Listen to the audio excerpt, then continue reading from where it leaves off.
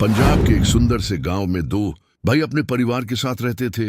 उनका घर सिर्फ ईंट पत्थर का नहीं था, बल्कि प्यार, सम्मान और संस्कारों से बना हुआ था।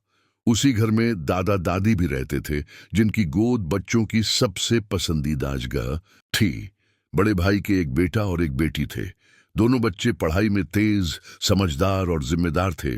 छोटे भाई की एक बेटी थी जो नटखट थी, सवाल बहुत पूछती थी और सबकी लाडली थी। तीनों बच्चों को अपने दादा दादी से बहुत प्यार था। शाम को खेत से लौटने के बाद वे उनके पास बैठकर पुरानी कहानियां सुनते, खेती के किस्से जानते और जीवन के छोटे छोटे सबक सीखते। दादा अक्सर कहते, बेटा, अकल किताबों से नहीं, अनुभव से आती है। परिवार की रोजी रोटी थी खेती। उनके पास खेत थे, ट्रैक्टर थे और नई तकनीक का अच्छा ज्ञान था।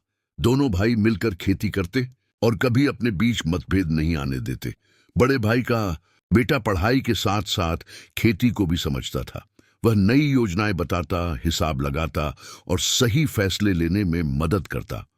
उसकी बहन भी बहुत समझदार थी और बच्चों को पढ़ाने में आगे रहती थी। लोग कहते थे, बड़े भाई के बच्चे सच में बहुत होशियार हैं। छोटे भाई की बेटी उम्र में छोटी थी, पर सीखने की इच्छा बहुत थी। वह अपने कजिन भाई बहन को देखकर प्रेरित होती और दादा दादी से और भी ज्यादा जुड़ जाती।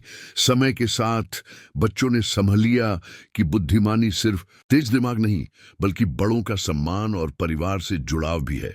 एक दिन गांव की पंचायत में कहा गया, इस परिवार की ताकत है 3 पीढ़ियों का साथ और बच्चों में अच्छे संस्कार।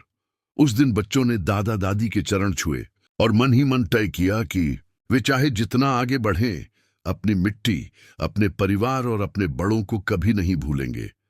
यही थी उस पंजाबी परिवार की असली सफलता।